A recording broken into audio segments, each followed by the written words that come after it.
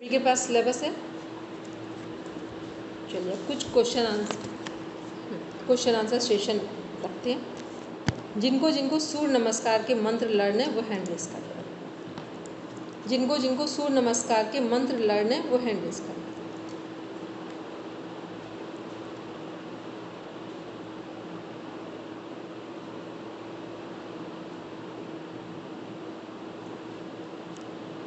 चलिए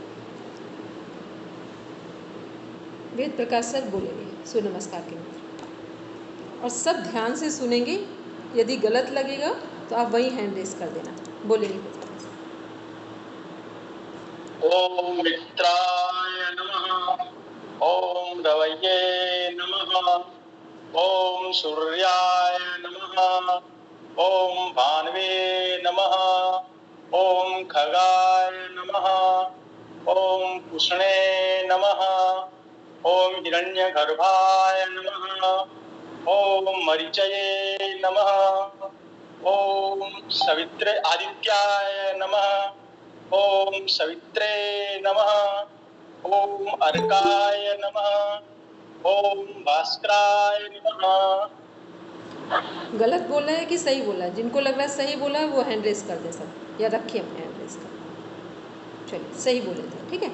चलिए नेक्स्ट बात कर रहे हैं योग दर्शन, श्रीमद् भगवद गीता, कठोपनिषद, व्यास भाष्य, इन सब की जो 5 डेफिनेशन है वो किसको किसको लाना है। जो 5 डेफिनेशन है वो लर्न किसको है, 5।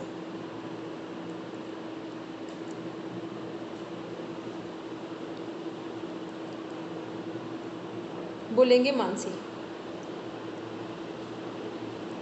श्रुति मैम लर्न है, श्रुति मैम बोलेंगे। पहले श्रुति मैम से पूछें। श्रुति मैम बोलिए। तीनों परिभाषा है ना? हाँ तीनों बोलिए। योग दर्शन के अनुसार योग चित्त वृत्ति निरोधः, और गीता श्रीमद् भगवद गीता के अनुसार योगस्थ कुरु कर्माणि संघम त्यक्त्वा ध्यानंजय सिद्ध्य सिद्ध्यो समो भूत्वा समत्वम योग उच्यते। दूसरी है ये है 2.48, दूसरी है 2.50 बुद्धि युक्तो समाधि जहाँ तीज है उभे सुकृत दुष्कृते। अगली लाइन का एक युजस्व तस्मात्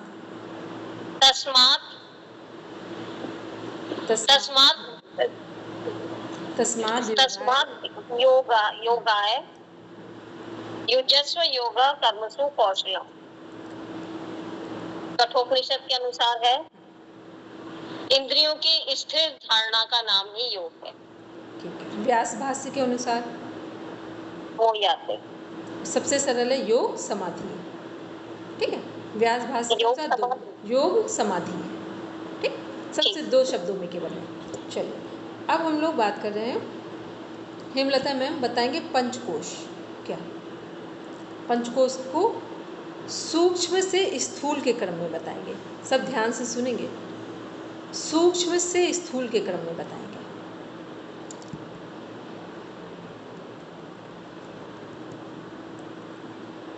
हेमलता मैम मेरी आवाज़ पहुंच रही है? ऐसा लग रहा मेरी आवाज़ नहीं पहुंची, कुछ नेट का इशू है। चलिए और जिनको मेरी बात समझ में आ रही वो हैंड रेस करें। स्थूल से सूक्ष्म के क्रम में, सूक्ष्म से स्थूल के क्रम में बताना है। बोलेंगे सीमा मैम। आनंद में कोश, विज्ञान में कोश, मनोमय कोश, और एक अन्य ऊपर वाला का मनोमय प्राण में कोश और अन्न में कोश है। अन्नमय कोश। वेद प्रकाश सर अन्नमय कोश की कोई भी 3 डिजीज के बारे में बताएंगे, 3 रोगों के बारे में बताएंगे।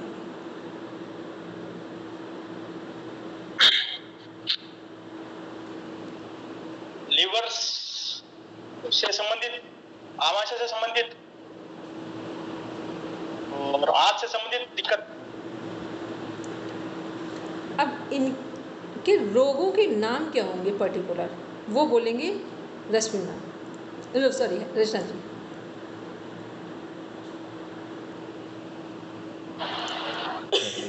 कॉन्स्टिपेशन,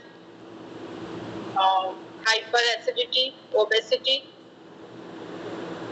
ओबेसिटी को डिजीज मान सकते हैं। हाँ डिजीज ही है, पूरा कैपिटल है भारत 3rd नंबर पे, ठीक है वो। और जिसको एक बार ओबेसिटी की प्रॉब्लम होनी शुरू हो जाए ना, अगर उसे समय रहते नहीं रोका गया तो फिर बहुत सारी प्रॉब्लम्स बढ़ती चली जाती हैं। चलिए अब नेक्स्ट बात कर रहे हैं हम लोग प्राणमय कोश से संबंधित कौन कौन से रोग उत्पन्न होते हैं, उनके नाम बोलेंगे। सब पहले हैंड रेस डाउन करेंगे, फिर हैंड रेस करेंगे।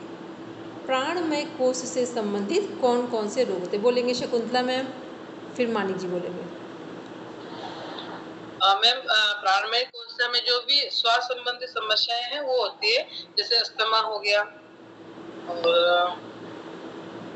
अस्थमा ही है मैम। ठीक, मानिक कंप्लीट करो। मैम लंग रिलेटेड डिसीजेस हो जाते हैं, ब्रीदिंग में इश्यू हो जाता है, वो प्राणमय कोश अगर डिस्टर्ब हो जाता है तो ये इश्यूज आ सकते हैं। Basically lung related. Proper name कौन बताएगा? हार्ट से रिलेटेड अस्थमैटिक अस्थमैटिक प्रॉब्लम या अटैक, और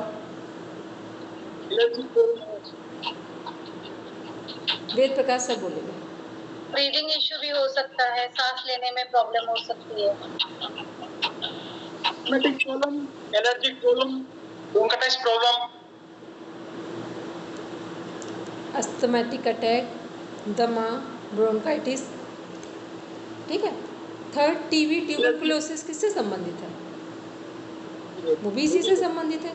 इम्यूनिटी किससे डाउन दिखती है? वो भी हमारे इसी से है, ठीक है। इम्यूनिटी जब बोलते हैं ना, जब कोरोना की प्रॉब्लम हो रही थी तो क्या प्रॉब्लम थी? इम्यूनिटी डाउन थी सभी की, ठीक है। तो वो लंग्स पर उसका अटैक आ रहा था। इसके बाद आते हैं मनोमय कोश से संबंधित कोई भी 3 डिजीज़ बोलेंगे, 3 रोगों के नाम बताएंगे।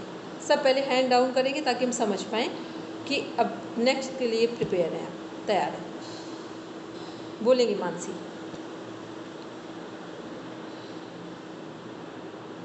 अनम्यूट करो mic. Aggression, stress, stress, phobia और फियर। माइक म्यूट करेंगे, ठीक। अच्छा बोलेंगे ट्विंकल। मैम एंजाइटी और अच्छा ये बताओ, सब लोग ध्यान से सुनेंगे, जितने भी हमारे मानसिक रोग हैं, मेंटल हेल्थ इश्यूज़ हैं, इनका बेसिक कॉज फैक्टर क्या होता है? कारण कहाँ से शुरू होता है मानसिक तनाव या मानसिक स्वास्थ्य के गड़बड़ होने में? कॉज फैक्टर क्या है? बोलेंगे जो वाई इनिशियल लेटर आ रहा है बोलेंगे। यशवेंद्र सर बोलेंगे।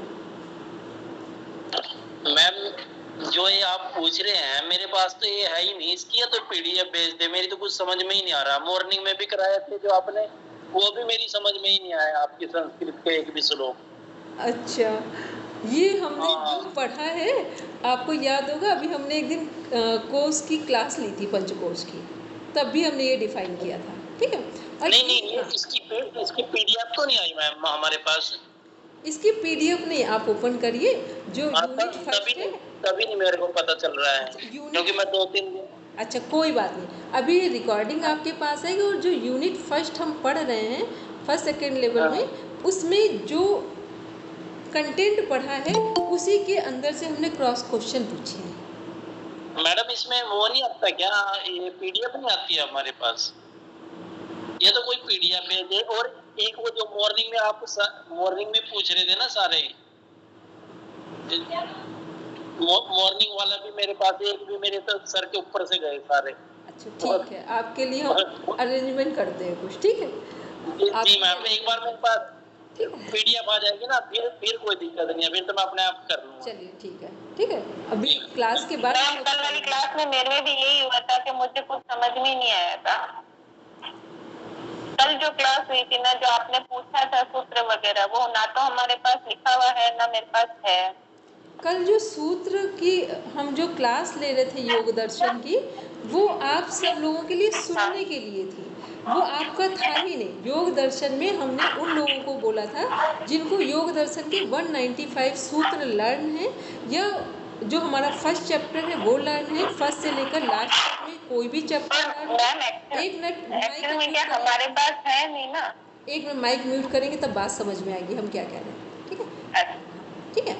जो कल एक प्रतियोगिता थी, ठीक, वो प्रतियोगिता क्या थी कि योग दर्शन एक बुक है जो महर्षि पतंजलि के द्वारा लिखी गई है, जिसके आपको फर्स्ट से 12 सूत्र आपके सिलेबस में डिफाइन किए गए। तो वो 195 सूत्र जो लेवल 4 क्वालिफाइड हो चुके हैं, उनको एक टास्क दिया था 15 डेज पहले कि 195 सूत्र लर्न करने हैं, और जिनको लर्न थे उनका कल हमने एक छोटी सी प्रतियोगिता कराई थी। ठीक है, आप लोगों को लिए इसलिए बैठाला था वहाँ पे जो लोग जुड़े थे, ताकि आपको भी एक मोटिवेशन मिले कि कैसे सूत्र को लर्न करते हैं और कैसे अपने लर्निंग पावर को इंक्रीज करते हैं, ठीक, कैसे उसको बढ़ाते हैं, इम्प्रूव करते हैं। इसलिए क्या, तो इसलिए कल की क्लास में तो आपको यदि कुछ समझ में ना आया हो तो मेरी बात तो सुनने में हिंदी समझ में आई होगी, बस उतना ही पर्याप्त था।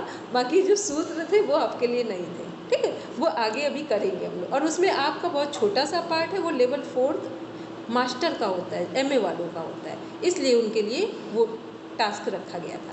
बोलेंगे अजमेन सर?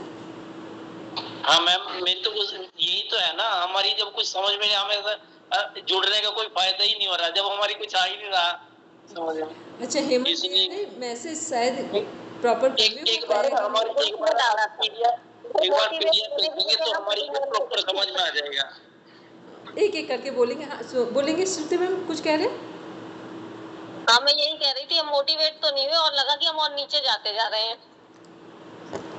तो ये नहीं देखो, आप लोग फर्स्ट और सेकंड करके आए तो कितना आगे चले गए, ये देखना चाहिए था। हमेशा देखिए, पानी का गिलास हाथ में हो, आधा है तो दो तरह के लोग सोच रहे हैं। एक आधे को देखकर दुखी है कि पूरा क्यों नहीं है, एक इसलिए सुखी है कि ना होने से आधा है, ये कुछ कम है जीवन बचाने के लिए। ठीक, तो आप लोग उस वाले लेवल पे थे जो बहुत अच्छा कर रहे हैं। ठीक है, इतने दिनों से आपने क्लास नहीं ली, पूरा रिवीजन करके अभी भी चीज़ें लर्न है, तो आप लोगों का कितना बढ़िया लर्निंग पार है।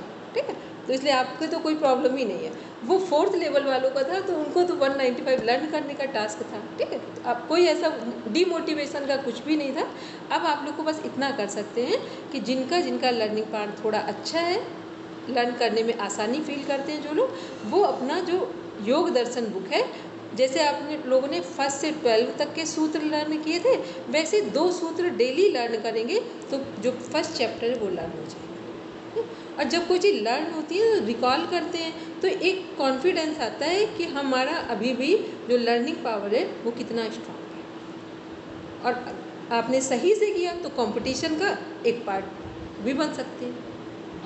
मैम एक्चुअली सर ने पहले ही बोला था ये एक्स्ट्रा सेशन है, जिनको इंटरेस्ट है वो जुड़ जाए, ऐसे बोला था सर। यही हमने कहा कि ऐसा मिसकम्युनिकेशन हो नहीं सकता, हम थे नहीं, और कुछ ऐसा कम्युनिकेशन सुनने समझने में कुछ रह गई हो कोई बात तो हो सकता है, बाकी उन्होंने यही मैसेज किया होगा। ठीक है, क्योंकि हमने बोला था उनको कि जो लोग इंटरेस्टेड हैं वो इसमें जुड़ सकते हैं, ये हमने उनको मैसेज। हेमंत सर ने बताया था कि जो इंटरेस्टेड है वो पार्टिसिपेट कर सकते, यही कहा होगा। ठीक है, उसमें आप लोगों का इसलिए डिमोटिवेशन का तो कुछ कारण ही नहीं है। चलिए अब आते हैं, हम लोग देखते हैं नेक्स्ट। हमने पूछा क्वेश्चन था मेरा। आपने जो फर्स्ट क्वेश्चन पूछा ना कि पंच कोशों को सूक्ष्म से स्थूल की तरफ बताइए, थोड़ा ही मेरे समझ में नहीं आया कि स्थूल वाला कौन सा। देखिए, हम लोग जब पंचकोश 5 कोशों की बात करते हैं तो कैसे पढ़ते हैं? अन्नमय कोश, प्राणमय कोश, मनोमय कोश, विज्ञानमय कोश, आनंदमय कोश। तो जब हम अन्नमय क्या है? बाहर दिखने वाला शरीर है। तो जब हम अन्नमय से शुरू करते हैं, इसे बोलते हैं स्थूल से सूक्ष्म। स्थूल का मतलब जो बड़ा है बाहर दिख रहा है, सूक्ष्म जो नहीं दिख रहा है। तो जब स्थूल से सूक्ष्म बोलेंगे तो अन्नमय से स्टार्ट करके आनंदमय में जाएंगे, और जब सूक्ष्म से स्थूल बोलेंगे तो आनंदमय से अन्नमय में आएंगे। क्लियर?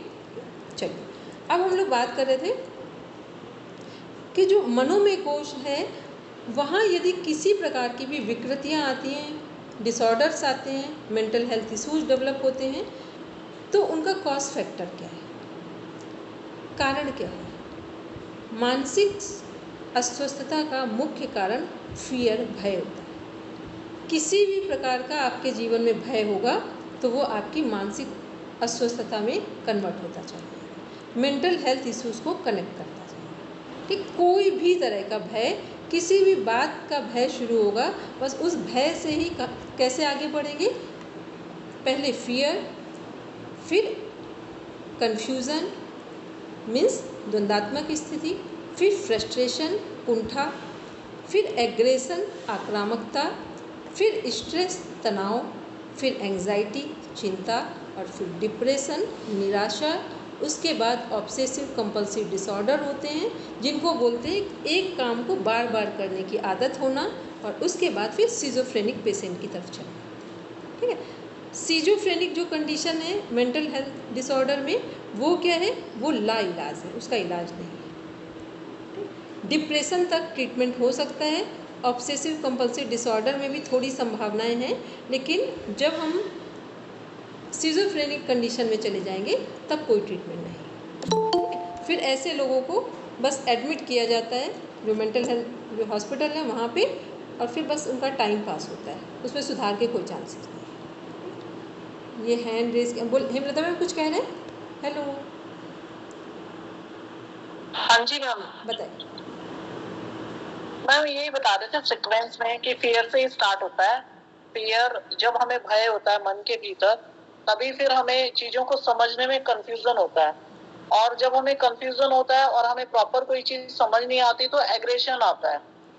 एग्रेशन के बाद फिर हमें मतलब कि तनाव रहता है मन के भीतर, स्ट्रेस रहता है, जो कि आपने बताया। फिर उससे फिर मन में हमेशा चिंता बनी रहती है, एंजाइटी जिसे कहते हैं, और चिंता अगर लगातार बनी रहती है तो वो डिप्रेशन का रूप ले लेती है। फिर डिप्रेशन के बाद से जो स्थिति होती है वो गंभीर होती जाती है। ऑब्सेसिव जिसे डिसऑर्डर कहते हैं, वो फिर जिसे कहेंगे कि मानसिक बीमारी का रूप ले लेती है, और उसके बाद है लास्ट जो है वो तो फिर खतरनाक ही है, सिजोफ्रेनिक जो आपने बताया, वो लाइलाज। ठीक है, तो जो ऑब्सेसिव कंपल्सिव डिसऑर्डर में भी आप देखेंगे कि कोई व्यक्ति, आपने देखो बार बार हाथ धुलने की आदत है किसी को लॉक बंद करने के बाद बार बार चेक कर रहा है लॉक हुआ है या नहीं, गैस बंद भी कर दी, बार बार चेक कर रहे हैं गैस जल तो नहीं रही है। मतलब किसी भी काम को बार बार करने का जो हमारा प्रयास है या हैबिट है, वो सब क्या ऑब्सेसिव कंपल्सिव डिसऑर्डर है। ये जो सिचुएशन है ये सब टिपिकल हो जाती है। ठीक है, तो ये सब क्या है, ये इनको अगर कंट्रोल करना है तो प्राणायाम केवल एक माध्यम है और एक शशांकासन। इनसे इतना कह सकते हैं कि व्यक्ति के जीवन में ये चीज़ें कंट्रोल की जा सकती है। ठीक करना हो तो फिर अब व्यक्ति की भी चाहत हो और सामने वाले उसके जो सपोर्टर हैं वो भी उसके साथ हो तो किया जा सकता है। लेकिन बस फिर वही बात बोली, जब हम लोग सिजोफ्रेनिक वाले सिचुएशन में पहुँचेंगे वहाँ कुछ इलाज नहीं, कोई मतलब वहाँ कुछ भी नहीं है। हम मनी कुछ पूछ रहे हैं? हेलो मैम, साइकोसोमेटिक ये भी इसमें ही आएगा ना, मनोमय में? इसको भी आ रहे हैं, इसको कन्वर्ट करते वो सॉरी कनेक्ट करते हैं। अच्छा, कितने लोग हैंड रेज करके बोलेंगे साइकोसोमेटिक का मीन्स समझते हैं कि साइकोसोमेटिक है क्या? साइकोसोमेटिक मीन्स वो मन में हम बार बार सोच के इनडायरेक्टली वो डिसीज है ऐसे सोच के वो क्रिएट करना मन में ही कि मुझे ऐसे हो रहा है ऐसे। बोलेंगे हेमलता मैम? हाँ जी दीदी। साइकोसोमेटिक का अर्थ क्या है, किन डिजीज को बोल रहे हैं? जो सनकी होते हैं, मनोरोगी होते हैं दीदी ये भी। साइकोसोमेटिक का मीन्स होता है जो रोग मन से शुरू होते हैं और उनके लक्षण शरीर में दिखाई देते हैं, इसे बोलते हैं हिंदी में साइकोसोमेटिक को सब लोग लिखेंगे मनोकायिक रोग। कायिक मीन्स होता है शरीर और मनो मीन्स होता है मन।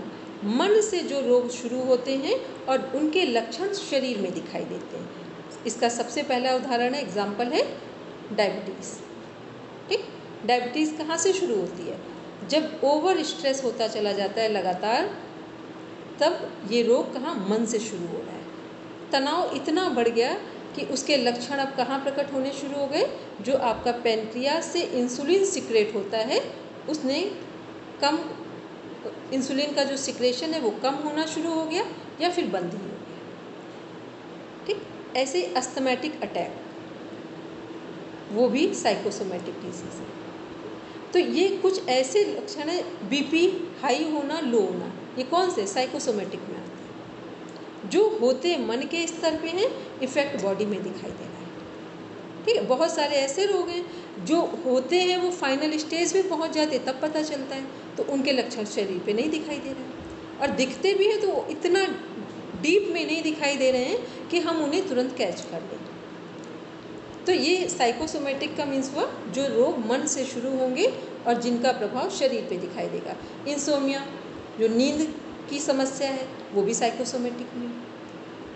धीरे धीरे अगर आपको लगातार नींद नहीं आ रही तो क्या होगा, या तो शरीर आपका कमज़ोर होगा या तो मोटापा बढ़ेगा, भूख या तो कम हो जाएगी या तो बहुत अधिक बढ़ जाएगी। तो ये क्या है, ये साइकोसोमेटिक में आ जाएगा। क्लियर हो गया सबको साइकोसोमेटिक क्या है? हिंदी में मनोकायिक रोग, और वैसे साइकोसोमेटिक जो मन से शरीर पे आते हैं। अब नेक्स्ट है हमारा विज्ञानमय कोश। विज्ञानमय कोश में क्या क्या विकृतियाँ आएंगी, अगर कोई समस्या होगी तो क्या क्या हो सकती है विज्ञानमय कोश में?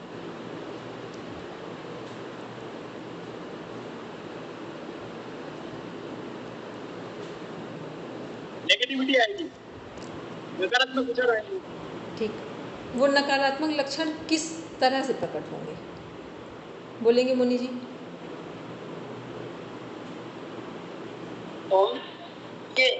ये हमारे सूक्ष्म शरीर का है ना डॉक्टर साहब, दूसरा भाग है, और ये ज्ञान प्रधान है, और ये गलत और सही का निर्णय लेता है हमारे विवेक पर। ये जैसे हमें विवेक होता है, हम ऐसे गलत सही का निर्णय लेते हैं जानने का। हेमलता मैम, हैंड क्या बोलेंगे? विज्ञान में कोई डिस्टर्ब होगा तो क्या होगा?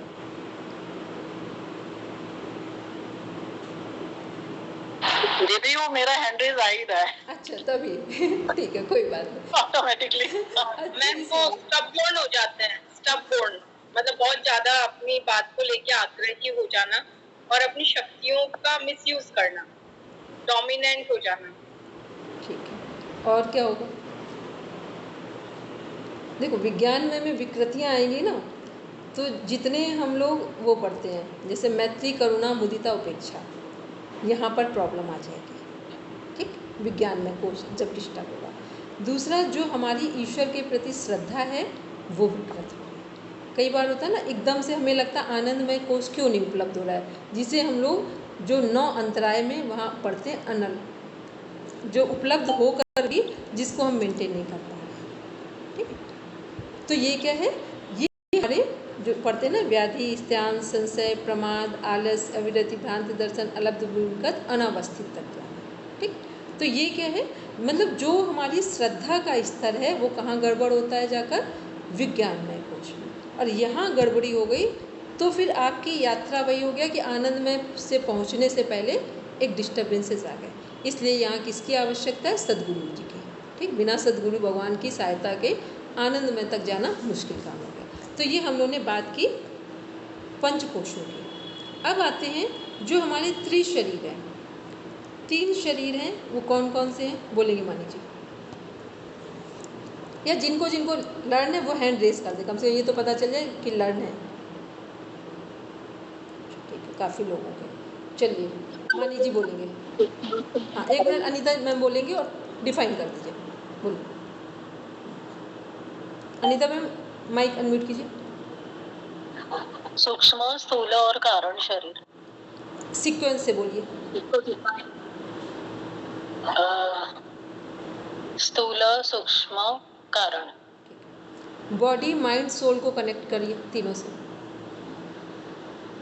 सूक्ष्म जो है माइंड का है, और स्थूल जो शरीर के लिए के संबंधित है, और कारण जो है वो हमारे सराउंडिंग की वजह से नहीं, बॉडी, माइंड और सोल, तीन इससे है। तो कारण किससे संबंधित होगा? कारण बॉडी से,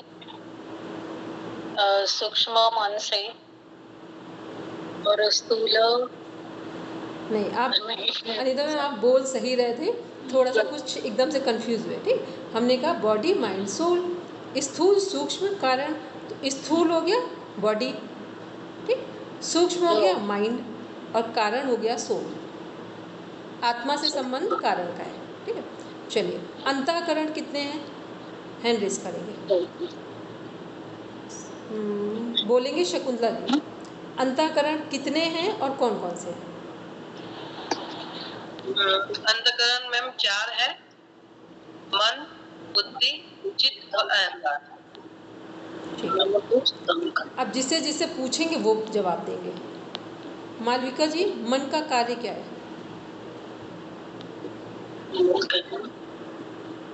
बुद्धि का निर्णय लेना, मन संकल्प विकल्प करना। ठीक है, मंजू मैम बताएंगे जो ये संकल्प विकल्प हैं योगा चित्त वृत्ति निरोधा में कौन से वर्ड से कनेक्ट होंगे? संकल्प और विकल्प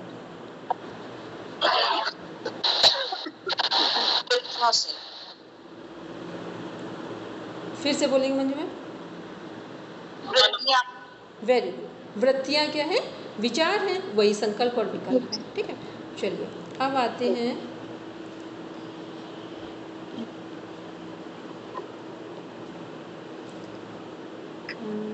श्रुति मैम बोलेंगे बुद्धि का कार्य। निर्णय लेना। ठीक है, चित्त का कार्य हेमलता मैम बोलेंगे। संस्कारों का प्रभाव है, जो हमारे चित्त पर संस्कार पड़ते हैं उनका प्रभाव। ठीक है, वेद प्रकाश सर बोलेंगे अहंकार किससे कोरिलेट करेंगे?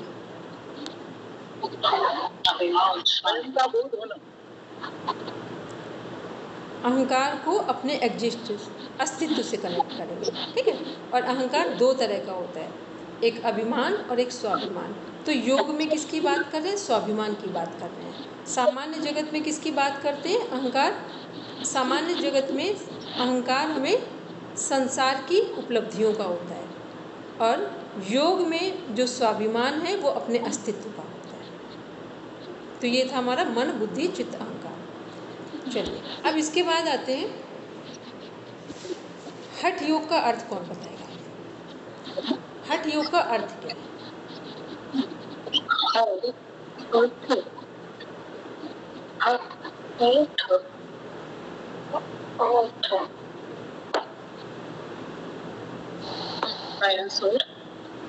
बोलेंगे?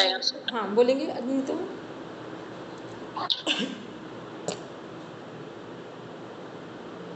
अनिता मैम माइक अनम्यूट करेंगे तब सुनाई देगा। हाँ, ख मतलब दायां स्वर और ठ बायां स्वर, ईड़ा और पिंगला, शिव और शक्ति। शिव इसमें से कौन है? बोलेंगे मानिक शिव कौन सा स्वर है? ईड़ा, ईड़ा पिंगल, पिंगल, सूर्य, सूर्य नाड़ी। आपका कन्फ्यूजन हो गया, आपने सही बता दिया। अब हमने मानिक जी से क्वेश्चन किया है कि इसमें से हा और ठा में शिव कौन है? ख शिव है, पिंगला नाड़ी। और ठा? ईड़ा नाड़ी शक्ति। ठीक है, शकुंतला मैम इसमें से चंद्रमा चंद्र स्वर कौन सा है? हा और ठा में से? ठ में से ठ चंद्र स्वर है। और सूर्य? हाँ। ठीक है, अब इसको सुषुम्ना में कन्वर्ट करेंगे तो कैसे करेंगे? इनको सुषुम्ना में अगर कन्वर्ट करना है तो हमें नाड़ी शोधन करना होगा, सुषुम्ना में कन्वर्ट हो जाए, जिससे हमारा संतुलन, प्राणों का संतुलन होगा। प्राणायाम के द्वारा प्राण को हम सुषुम्ना में प्रवाहित करते हैं, ठीक है। और जब सुषुम्ना में प्राण प्रवाहित होता है तब हम कह सकते हैं कि हम संसार और अध्यात्म के बीच एक अंतर समझने लगते हैं, ठीक है। अभी क्या है, हम संसार को ही महत्व दे रहे हैं और इसी में सुख दुख पाते हैं, लेकिन जब हम संतुलन बनाते हैं प्राणायाम के थ्रू या सुषुम्ना में प्राण को प्रवाहित करते हैं तो हमें इतना समझ में आ जाता है कि आत्मशक्ति की शक्ति से ही संसार को चलाया जा सकता है। अभी हम बाहर की शक्तियों से आत्मशक्ति का विकास करने की बात कर रहे हैं, ठीक है। तो सुषुम्ना क्या है, हमारी आत्मशक्ति कह सकते हैं, आत्मबल कह सकते हैं, या अध्यात्म की पराकाष्ठा कह सकते हैं, या जितने भी हमारे जो चक्रों का जागरण है वो किसके माध्यम से होगा, सुषुम्ना के माध्यम से। चलिए, चक्र कितने हैं हमारे योग में?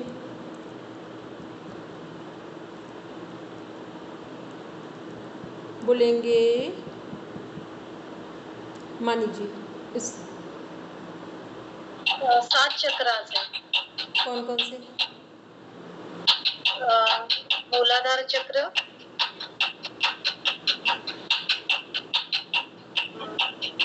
मैम मुझे सीक्वेंस याद नहीं है। कोई बात नहीं, सीक्वेंस से पूछा। मंजू जी बोलेंगे।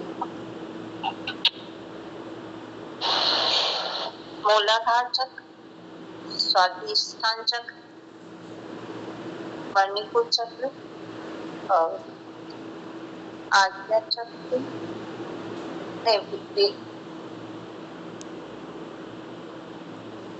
बोलेंगे मालविका जी।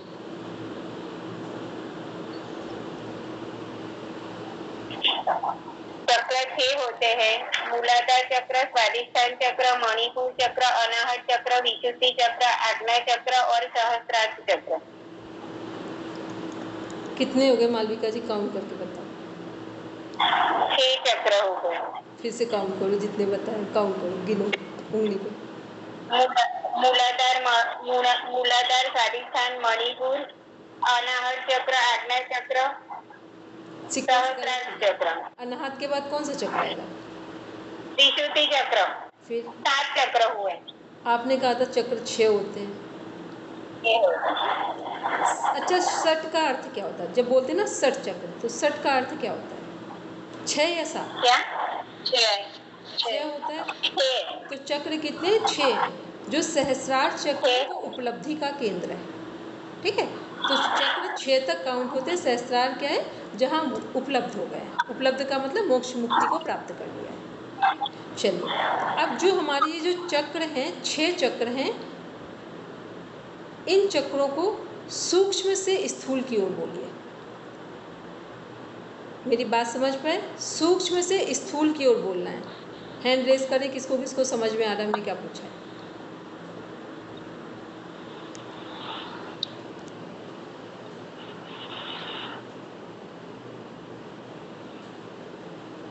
उर्वशी बोलो।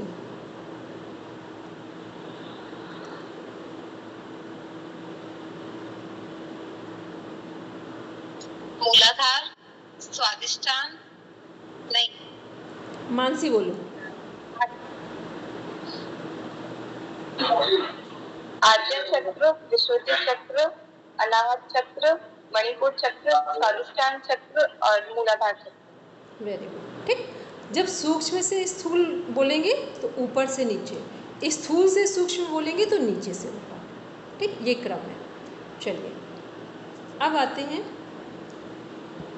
जो हमारा हठ योग है, इसमें कितने प्राणायाम हैं?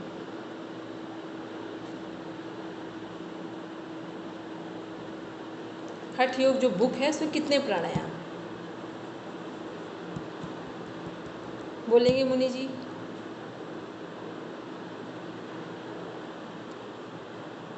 हठ प्रदीपिका में 15। ठीक, हठ प्रदीपिका में है। हमने पूछा था हठ योग, ठीक। हठ योग के अंदर सारी बुक्स आती है, तो हठ प्रदीपिका में 15 हो गए, 15। घेरण संहिता में कितने हैं? 32। ठीक है, 32। ठीक है। चलिए, नेक्स्ट क्वेश्चन है, हठ प्रदीपिका में प्राणायाम कितने हैं? 8। ठीक है, 8 है। 8। ठीक है। क्रम कौन बताएंगे? सीक्वेंस में 8 प्राणायाम के नाम कौन बताएंगे? बोलो उर्वशी। सूर्य वेतन, उज्जयी, शीतली, सितकारी, भस्त्रिका, भ्रामरी, मूर्छा, प्लावनी। घेरण संहिता में प्राणायाम कितने हैं? कितने हैं और सीक्वेंस में जिसको लर्न हो वो बोलेंगे। बोलो मानसी। 8 सहित सूर्यवेदी, उज्जयी, शीतली, भस्त्रिका, भ्रामरी, मूर्छा, केवी। कितने लोग बोलेंगे कि मानसी ने सही बोला है? बोलेंगे हेमंत भैया। हेमंत भैया बोल रहे हैं, बोलिए हेमंत भैया। सब नए लोगों को क्या अभी घेरण संहिता और हठ प्रदीपिका करवा ही नहीं है, तो तो हेमंत भैया वो तो बस जरा से 8 प्राणायाम है, अभी तो हठ प्रदीपिका से तो जितने लोग हैं बस वो बोल रहे हैं, ठीक है, उसमें कोई इतना बड़ा इशू नहीं है। चलिए ठीक है, ठीक है। अब आते हैं हम लोग, देखते हैं फिर हठ प्रदीपिका में चैप्टर कितने हैं वो बताओ। जो हठ प्रदीपिका बुक है उसमें चैप्टर कितने हैं?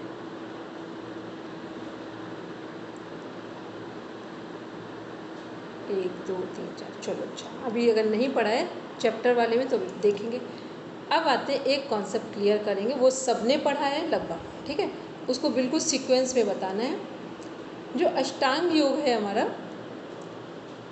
उसका क्रम नीचे से ऊपर बताओ, कौन बताएगा? ताकि कुछ माइंड एक्सरसाइज करें, नहीं तो सीधा सीधा तो रटते रटते बिल्कुल आराम से पढ़ा रहते। क्वेश्चन पूछ लेते हैं ऐसे ऑप्शन वाले में। बोलेंगे वेद प्रकाश सर बोलिए।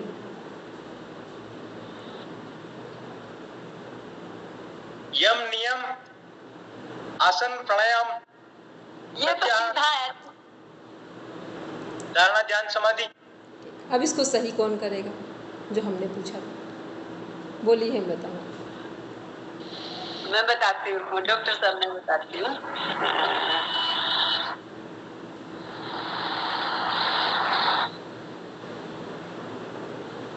समाधि पहले आएगा, ठीक, समाधि बाद में आएगी, नहीं पहले आएगी, समाधि आएगी। अब 1 मिनट सब रुकेंगे, थोड़ा धैर्य रखेंगे, ठीक। हेमलता मैम बोलिए। पहले समाधि आएगा, फिर ध्यान, फिर धारणा, प्राणायाम, प्रत्याहार, आसन, नियम, फिर यम। इसमें एक गलत हुआ है, कौन बताएगा क्या गलत हुआ है? प्राणायाम और प्रत्याहार। ठीक, पहले प्रत्याहार फिर प्राणायाम। पता है जब सीधा सीधा लर्न करते हैं तो पूरे जीवन लर्न करें तब भी लगता है सब लर्न। लर्निंग का क्या मीन्स है, नीचे ऊपर सब लर्न कर लो, तो जब ऑप्शन वाले क्वेश्चन आते हैं गलत होने के चांस नहीं रहेंगे। ठीक, चलो यम के अंदर जो कंटेंट है वो बताएंगे। अब जो नए लोग हैं, नए लोगों भी जरा देख लें कौन कौन है। निशा जी, रेखा जी बोलेंगे यम के अंदर जो 5 अंग हैं वो कौन कौन से हैं? हेलो रेखा जी, निशा जी, नीतू जी, जिनके जिनके वीडियो ऑफ है। चलिए श्रुति मैम बोलिए फिर।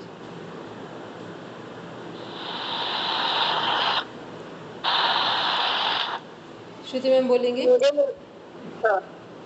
अहिंसा, सत्य, अस्त्य, ब्रह्मचर्य, परिधान। गलत हो गया।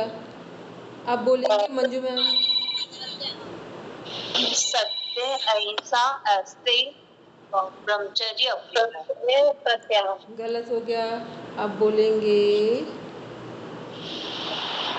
मुनि जी।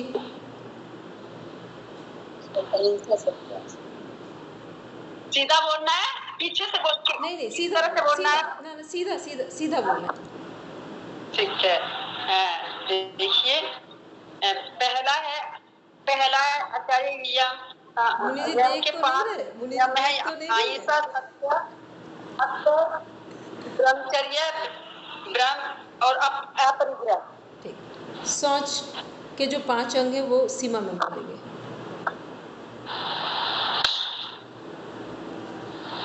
रिपीट प्लीज, क्या पूछा था क्वेश्चन? सोच जो है हमारा, सॉरी सोच नहीं बोलेंगे, यम के बाद जो नियम है उसके 5 अंग बोलेंगे।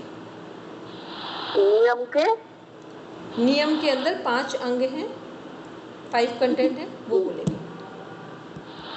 नियम के 5, नियम के चलिए, याद नहीं आ रहा दीदी। मालविका जी बोलेंगे। मालविका जी बोलेंगे। संतोष, मालविका जी बोलेंगे। तोष, संतोष, तप, स्वाध्याय, ईश्वर प्रणिधान। ठीक है, चलिए अब हम लोग आते हैं जो हमारे इसमें से जो 8 अंग हैं, इसमें अंतरंग कौन है और बहिरंग कौन है। पहले तो हैंड रेज करें कि पता है ये 8 में से अंतरंग कौन से हैं और बहिरंग कौन से हैं।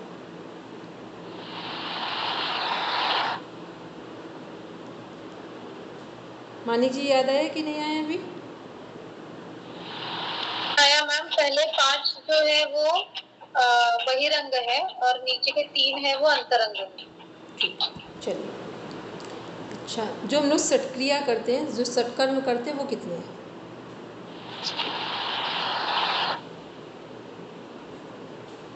सटकर्म कितने हैं? अच्छा, जो लोग ने अभी किया नहीं है तो कोई बात नहीं, लेकिन सट लगा हुआ है, ठीक, तो कितने होंगे? 6 होंगे, ठीक है। मतलब इसमें कुछ सोचने विचारने का नहीं, मैंने बस नंबर पूछे थे कितने हैं, ठीक है। चलिए 6 हैं। अब जो सटकर्म हैं हेमलता मैम, उनका सीक्वेंस बोलिए। षटकर्म मैम जैसे अपना है किरण संहिता का अलग है सीक्वेंस, और अपना इसका हट प्रदीपिका का अलग है। तो ध्रुति है पहला, दूसरा है बस्ती है, फिर है नेति है, फिर नौली, 5वां है त्राटक, और छठा है कपालभाति। Very good. धौती, बस्ती, नेति, नौली, त्राटक, कपालभाति। अच्छा, अब हम कुछ पूछ रहे हैं, उसको ध्यान से सुनेंगे। इन सटकर्म में से कितने सटकर्म ऐसे हैं जिनको हम जहाँ बैठे यहाँ कर सकते हैं? अभी हम लोग जहाँ बैठे यहीं कर सकते हैं। इन 6 में से काउंट करके बताइए। त्राटक भी कर सकते हैं और हम कपालभाति भी कर सकते हैं और नौली क्रिया भी कर सकते हैं। नेति भी कर सकते हैं। समझ के बताना है, ठीक है। अब ये जल्दबाजी में नहीं बोलना है, हमने कहा यहाँ जहाँ बैठे यही कर सकते हो। वो कौन कौन से? कपालभाति कर सकते हैं। टोटल कितने सटकर्म है जिन्हें कर सकते हैं यहाँ बैठ के? 3 है। धोती, बस्ती, नेति। 3 नहीं कर सकते, 3 कर सकते हैं। ठीक है, 3 कर सकते हैं, ठीक है। चलो अब आते हैं, अब थोड़ा और जागृत अवस्था में आएंगे। अब जो क्वेश्चन पूछेंगे, क्योंकि अभी तक क्या हो रहा है ना, पढ़ रहे हैं इतने दिनों से, तो उसका रिवीजन भी चाहिए कि याद है कि भूल गए सबको, ठीक है। चलो, जिनको हाई बीपी होगा उनको जो हमारे 8 प्राणायाम हैं हठ प्रदीपिका में, उसमें से कौन कौन से प्राणायाम करवाएंगे जिनको हाई बीपी है, हाई ब्लड प्रेशर है? नाड़ी शोधन। आराम से नहीं, पहले एक बात मेरी ध्यान से सुनेंगे, जल्दबाजी में नहीं बोलेंगे। हमने बिल्कुल आराम से कहा है, पहले सोच लीजिए फिर बोलना है। जो हठ प्रदीपिका के 8 प्राणायाम हैं और जिनको हाई बीपी की समस्या है, उसमें कौन से प्राणायाम करवाएंगे? नाड़ी शोधन है ही नहीं उसमें, है क्या हठ प्रदीपिका में? नाड़ी शोधन तो है ही। 8 में से अब सोच कर बताएंगे, बोलेंगे वेद पिपासा।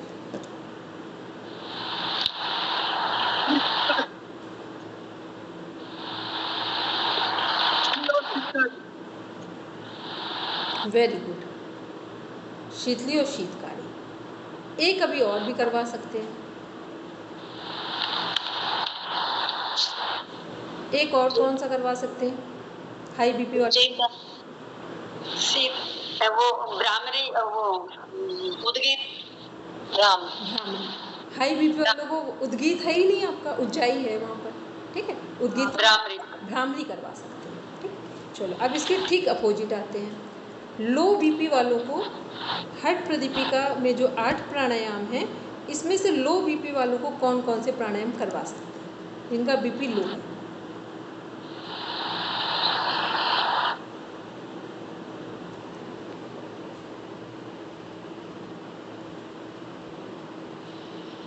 बोलेंगे मंजू। उज्जयी प्राणायाम, सूर्य भेदन,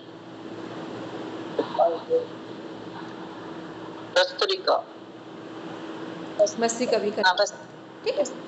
लेकिन बस जो हमारी भस्त्रिका ग्रंथों में वर्णित है उसको आम पब्लिक को नहीं करवाना है, इसका ध्यान रखेंगे।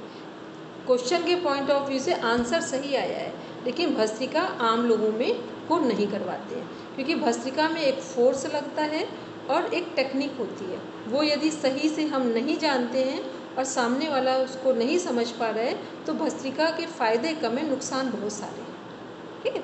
तो आम पब्लिक में क्या करना है, यदि किसी का बीपी लो है तो क्या करना है, उसका लेफ़्ट नॉस्ट्रिल बंद कराएंगे, राइट से श्वास लेंगे, राइट से छोड़ेंगे। या तो राइट से लो, लेफ़्ट से छोड़ दो, नहीं तो राइट से ही लो, राइट से छोड़ दो।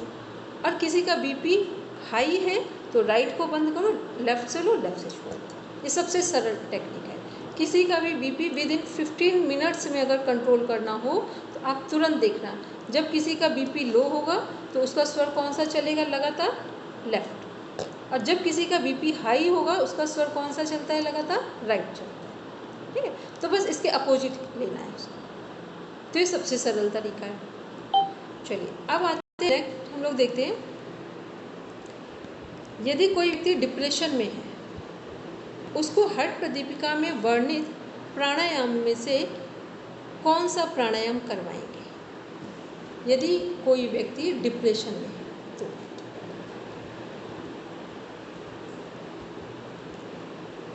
बोलेंगे शकुंतला जी। भ्रामरी। इसको लिखिए, कभी नहीं करवाएंगे।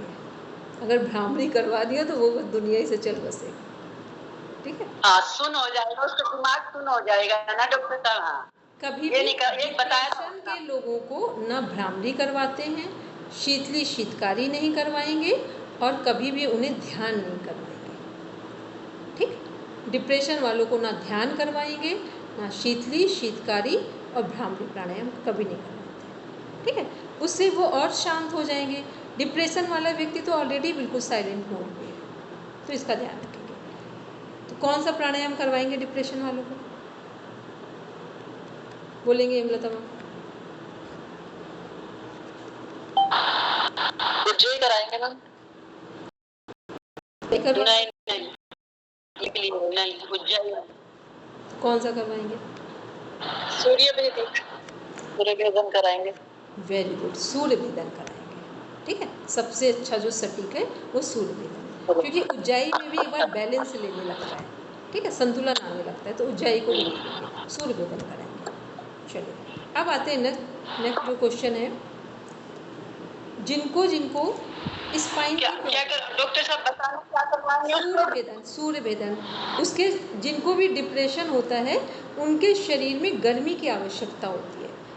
यदि डिप्रेशन वाले व्यक्ति के शरीर से स्वेटिंग करा दे, बॉडी से किसी भी तरह, चाहे उसको धूप में लिटा के करवा दे, चाहे उसको इतना गरिष्ठ भोजन देकर कड़वा भोजन दे के करवा दे, मतलब किसी भी तरह से उसकी बॉडी से केवल पसीना निकलवा दे, स्वेटिंग करवा दे, बस उसका डिप्रेशन नॉर्मल होता है।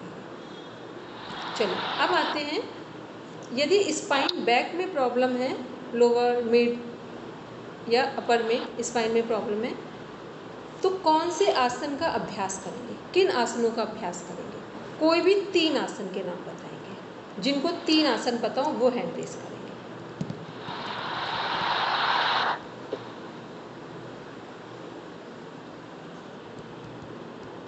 बोलेंगे श्रुति मैम। मर्कटासन, उत्तरासन और हस्तोत्थानासन। एक मिनट, मरकट आसन लास्ट में श्रुति मैम बोला है, हस्तोत्थान। हाँ जी, ठीक है, ठीक। यदि किसी को स्पाइन में बैक में प्रॉब्लम है, पहले तो सीवियर प्रॉब्लम होगी तो आसन करवाएंगे ही नहीं, ठीक। पहले तो ये ध्यान रखना है, कभी भी कोई सीवियर प्रॉब्लम है, क्रॉनिक डिजीज़ है किसी को, तब तो आसन का प्रयोग ही नहीं करेंगे। लेकिन अभी नॉर्मल है या बस केवल सिम्टम आ रहे हैं तो करवाएंगे। तो यदि बैक में समस्या है तो पीछे झुकने वाले आसन करवाएंगे, ठीक। और यदि हमारे फ्रंट पार्ट में सामने से समस्या है, पेट में है, लंग्स में है डाइजेस्टिव सिस्टम में, रेस्पिरेटरी सिस्टम में, सर्कुलेटरी सिस्टम में यहाँ प्रॉब्लम है तो कौन से 3 आसन करवाएंगे? जब सीवियर नहीं है, नॉर्मल में बात करें, बोलेंगे श्रुति मैम? आगे झुकने वाले, जब समस्या आगे होगी बोलेंगे पादोस्थान, पाद हस्त, पाद क्या पैर वाले क्या बोलते हैं, पैर छूने वाला, पाद हस्तासन और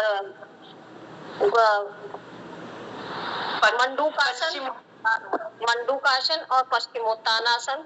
ठीक है, ये बस एक बात बताइए, लेकिन फिर हमने बोला सीरियस होगी प्रॉब्लम तब नहीं कराएंगे आसन, तब केवल सूक्ष्म व्यायाम या केवल हमारा जो अनुलोम विलोम या नाड़ी शोधन प्राणायाम है उसका प्रयोग करेंगे।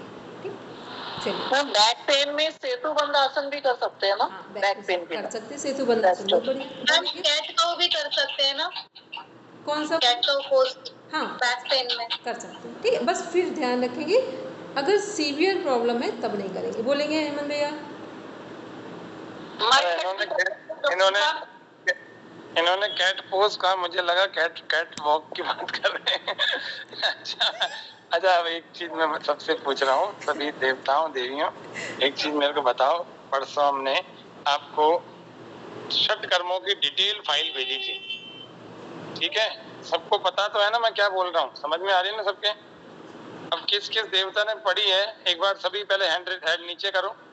कौन बताने की स्थिति में है? अभी हम पूछें और आप बता सको उस षट कर्मों की फाइल में से कुछ भी हम पूछें, कौन है ऐसी स्थिति में? ये बताओ, सच सच बताना, किस किस ने ढंग से पूरी पढ़ी है? हेमलता जी बहुत बढ़िया। नहीं मेरा तो वैसे ही आ रहा है सर, हैंड आ ही रहा उसमें। नहीं, ऑटोमेटिकली। ठीक है, नहीं ऑटोमेटिक वाला सिस्टम हटाओ। बाय डिफॉल्ट आ रहा है वो। अच्छा किसी एक व्यक्ति ने नहीं पढ़ी? वो हो आचार्य नहीं है अभी पढ़ी आचार्य, लेकिन आधी पढ़ी है, लिखी भी है मैंने, लेकिन देखो पूरी ऐसा नहीं है, पढ़ी। देखो आपको एक बात बताया तो सिंपल सी, इधर उधर की कोई बात नहीं है। कल कक्षा में मैं सबसे पहले उन षट कर्मों में से पूछूंगा। अब आप लोग रात को सो, कल खाना खाओ मत खाओ मुझे पता नहीं, सो कि नहीं सो, लेकिन उन 50 पेजों को हमने बड़ी मेहनत से बना के आपके सामने दिया है। तो ये ध्यान रखना है आपको, षट कर्म पूरे ए से जेड तक सारे थ्योरी पढ़ी हुई होनी चाहिए ढंग से, ठीक है? और उस दिन आपको सबको बोला था, उस बात को भी आज 3 दिन हो गए, उस 3 दिनों में आपने नहीं किया। अब आज का ये समझ लो नवरात्रि की पहली रात्रि हमने जागरण का होमवर्क दे दिया। अब आप देख लो पढ़ना है कि नहीं पढ़ना, क्योंकि फिर मैं कल पूछूंगा, क्योंकि कल आप पर विकल्प नहीं है, और जिस समय नहीं आएगा वो समझ लो फिर वो उसको क्या मतलब अपने आप में अच्छा नहीं लगेगा। इसीलिए आप लोग पढ़ के आना, बहुत अच्छा रहेगा, ठीक है? और ये आपके हित के लिए है।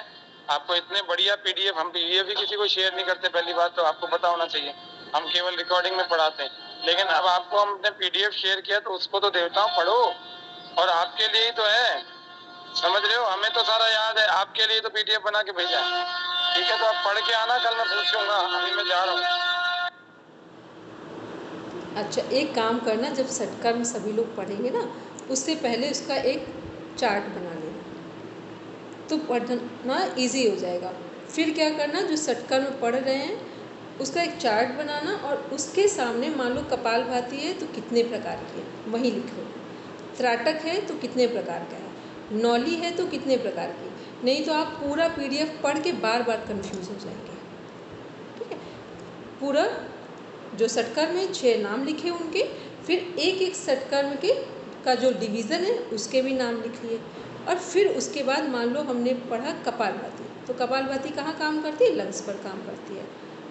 उसके सिम्टम कहाँ दिखाई देंगे, उसका फ़ायदा कहाँ दिखाई देगा? माथे पर, ठीक? त्राटक करते हैं तो त्राटक कितने प्रकार का है, त्राटक क्या हमारे अंदर जागरण करेगा? अंतर्दृष्टि का करेगा, ठीक? ऐसे नेति कितने प्रकार की है, नेति का फ़ायदा क्या? ईएनटी पर काम करता है, ठीक? क्योंकि जब बड़ी चीज़ों को छोटे में आप डिफाइन करते हो टू द पॉइंट, तब आप लर्न करना समझोगे, नहीं तो पूरा पढ़ लोगे और पढ़ने के बाद पूरा मिस कर दोगे, भूल जाओगे सब, ठीक? तो छोटा सा एक चार्ट बनाना, उसके सामने सबके नंबर लिखना जो जिसका डिवीज़न है, और उसका जो, जैसे मान लो हमने कहा नौली, तो नौली का बेनिफिट क्या है? पूरे पाचन तंत्र की मसाज, एक वन वे आंसर बना देना। तो ऐसे करके आप उसके आंसर लिख लें, नहीं तो फिर जब कल हेमंत भैया पूछेंगे फिर आपको लगेगा ये होगा, और ज़्यादा कन्फ्यूज़न का जीवन किसी काम का नहीं है। ठीक, थोड़ा आए लेकिन सटीक आए। तो एक बार अच्छे से पढ़ भी लेना, पढ़ने के बाद उसके प्रॉपर नोट्स बनाना। कुछ तो अभी हमने आपको बता दिया, ठीक है, इतना आप लिख लोगे तो कहीं से कुछ पूछा जाएगा आप बता सकते हो। और जब भी कुछ पढ़ते हैं उसमें एक चीज़ और डिफाइन कर लिया करो, जो भी पढ़ा है वो किसे करना है और किसे नहीं करना है। तो दो पर्सनालिटी से कनेक्ट कर लिया करो, एक हाई बीपी और एक लो बीपी, क्योंकि हाई बीपी और लो बीपी क्या है, ये हमारी ओवरऑल पर्सनालिटी को रिप्रेजेंट करते हैं। तो किसको करना है किसको नहीं करना है ये भी उसी में कनेक्ट कर लेना। बस इतना आप करेंगे, ये काम है 15 से 20 मिनट का। जब इतना कर लेंगे तब तो पीडीएफ पढ़ना सार्थक हो जाएगा, नहीं तो भूल जाएंगे कल बताने में। ठीक है, चलिए आज सबका एक मेंटल एक्सरसाइज हो गई, ठीक है, जो बहुत ज़रूरी थी। कई बार हम लोग लगातार पढ़ते पढ़ते लगता है या तो सब भूल गए हैं या तो सब कुछ याद हो गया है। ठीक है, बोलेंगे रचना क्या? मैम वो चार्ट तो दे दिया था सर ने, उसमें पीडीएफ में ही है। और मैम आद्या कह रही है मुझे भी चांस मिलना चाहिए बोलने का। अच्छा, हमको लगा